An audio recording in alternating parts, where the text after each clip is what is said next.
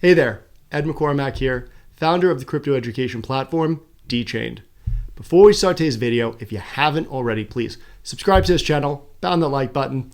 Really appreciate all the support we keep getting from viewers like yourself in helping us grow this channel. So with that out of the way, I am so excited to bring to you a new project that could have transformational impact when it comes to bringing blockchain into the local level and helping small to medium-sized businesses. But before I do that, I want you to think about this.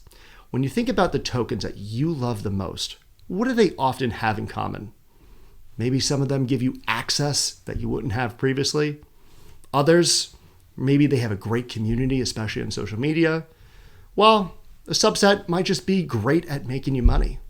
But the fact is that oftentimes those tokens have no affiliation to just businesses that you could walk down the street and visit. And this is why this one particular project could have monumental impact to the likes of what we've just recently seen with Airbnb, Seamless, and Uber. And if you're asking, what could we possibly be talking about? Well, think no further than Unit Foundation. And we're going to talk all about them right now. So I know at the start of this video, I made some pretty broad statements that we are potentially looking at a blockchain company that could have the impact of 3 mega tech startups that have become stalwarts in our daily life: Uber, Seamless, and Airbnb. But what they all have in common from a tech standpoint is that there was a lot of pushback along the way in terms of how this technology could permeate our daily lives and really transform something that we've grown accustomed to. And that's not something that's new anytime new technology comes out. In fact, if you just go back several decades, we saw it with the TV. Back in the 90s, Microsoft, who was a Goliath at that time, still big, but huge then, was downplaying that Google probably was not a real business. It was just a house of cards, all the way through some skepticism that existed for the iPhone. And lastly, the overall hotel's opinion of the potential threat for an Airbnb. And as you could see here, along the way, these are highly established companies and executives who had the right at that time to probably have some doubt and skepticism. They probably saw millions of companies coming in, potentially being the next best thing, and they were just putting some water on the flames for what could have been, in their opinion, just hype with nothing really of substance underneath it. But ultimately, as we know today, those opinions were a bit misguided, and it would have been very foolish to look past the companies that were leading those revolutions and leading that consumer behavior. And that is something that we're already seeing today in the tokens that we buy. If you think about, again, what most people look for when they buy a token, for one, many times, especially as you talk about gaming, it gives them access and democratizes information, perhaps levels in the game. Perhaps it gives you the ability to use certain features and functionalities on a site.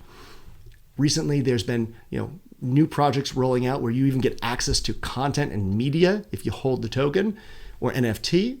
So we're seeing this movement of people growing accustomed to purchasing a token that represents either some type of utility or some type of stake in a business, which brings us to that second point, which is if I were to tell you about a new project that is transformative in the blockchain world, one of the first things that I'm sure you're going to look for, how do you get skin in the game? How do you get involved in this project from a commercial standpoint? And that's something that if you think about, businesses that we tend to get involved with on a day-to-day basis, it's somewhat abnormal. You don't go to the pizzeria and say, I'm going to go to that pizzeria because, I have a percent of their overall profit that they bring in. I don't go to Amazon unless you're a shareholder, which is very diluted in that case. because of, I own Amazon shares and I can directly see the money flowing to me. Very hard to do. But in the blockchain world, that's all too common. In fact, it's one of the first things that people look for when you hear about a project. What's the token? How do I buy it? How do I get involved? And you have this whole new sort of change in mentality around what's called cooperative ownership. You have these communities who are getting behind projects, which brings us to that third piece, which is that there are now groups who are getting around projects that not only do they have skin in the game, but they feel passionate about. If you don't believe me, look at some of the names that they're even giving themselves on social media. You have, the Ocean Navy. You have Link Marines. I heard, the Reserve Rights Rangers. I mean, these are groups that are giving themselves these designations with, a common characteristic among them is that they're passionate about that one project. However, as I alluded to at the beginning, oftentimes these are not representative of real businesses. And this is where there is a lot of room for disruption. We saw this in the recent, current .com wave, where most small businesses were late to getting a website. And it took until there was a platform or several platforms that made it really easy to go buy a domain. And you saw that with, GoDaddy and several others. You saw that with making a website. Now you have Squarespace, you have Wix, there's many, you have WordPress. You don't really even need to know how to code anymore. There's oftentimes not even talk of code. You just go on it and it's like making a Word document. And this is something that, as you look at today with tokens, one of the big reasons that many businesses don't get involved is that it's just not that intuitive to make a token, either to produce it or to understand how consumers are going to use it and distribute it. But this is where a unit foundation really comes in play. By creating that base layer and making it really easy for both companies, industries, and even cities to produce a token that represents either their sector, their community, their industry, it becomes very easy to do. And when you have these groups now of businesses, perhaps, we're talking about Greenwich Village in New York. And after COVID, knowing how high those rents were, those restaurants were probably having a difficult time making their rent, which are astronomical, just on delivery. Well, if you had a Greenwich Village token and all those businesses got behind it and started to accept it, and a portion of all of those transactions went to those businesses to help support, and offset some of the rent challenges that they were facing, all of a sudden you're talking about not only using blockchain in a transactional way, but also as a way of, fostering and really holding up communities. And this is something that really is scalable. It's something that we're even seeing today. Airbnb did it with hospitality. They focused in on an industry. Uber with transportation. We saw it with Seamless when it comes to food. And you're ultimately syncing technology with convenience, technology with social good. And this is where there's a tremendous amount of opportunity by creating this basic common denominator, this platform that anyone can get behind. It lowers the bar for participation, which ultimately brings us to the third piece, which is when you think about tokens and in cryptocurrency in general, one of the thoughts that most people have is this idea that it's highly speculative. And truthfully, you're right. In many cases, it is speculative, regardless of the use case that you could use it for, whether it's a store value, medium of exchange. At the end of the day, if there's a surge in demand in Bitcoin, even though Bitcoin is the biggest cryptocurrency, it's still very sensitive to that demand. And ultimately, you'll see prices go up.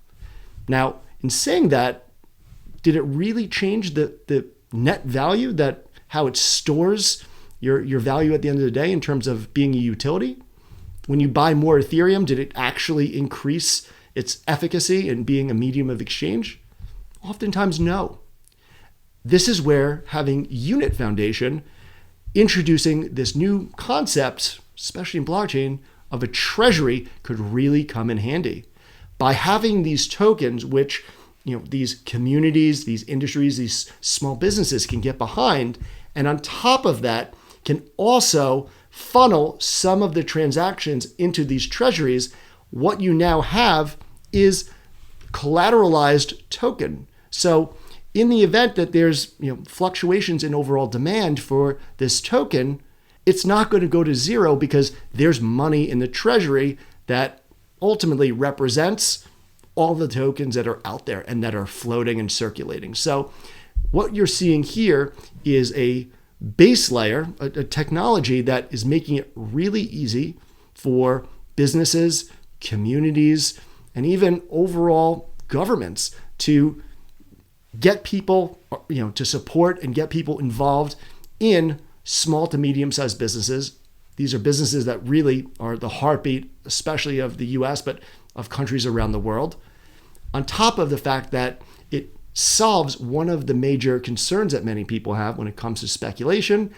And we also are coming out of some phenomenal use cases that were transformative in terms of the way that we use tech to travel, to eat, and ultimately to connect with one another. So what we're saying here is we are at the cusp of seeing a company that is going to bring the real power of blockchain from the abstract and maybe just from the digital to the actual tangible real world. And we should all be very excited. Now, with that being said, this is a project that is not available to buy from a token standpoint.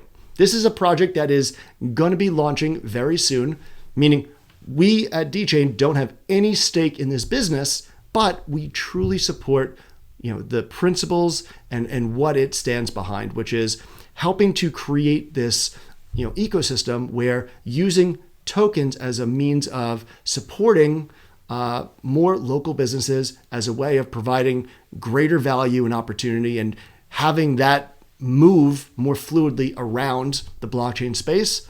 It's something that we truly will get behind day in and day out. So I highly recommend keep tuning into this channel. We'll provide you more updates on this group. We're actually going to be doing a conference for them early next week. So come check us out. It's next Tuesday at 9:30 a.m. We'll be talking about how sports and blockchain come together.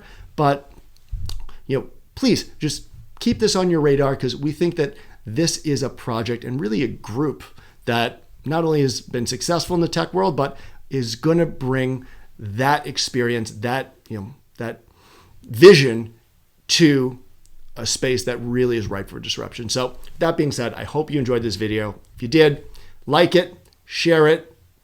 Please subscribe to this channel. And until next time, happy and safe investing. I'll speak with you soon.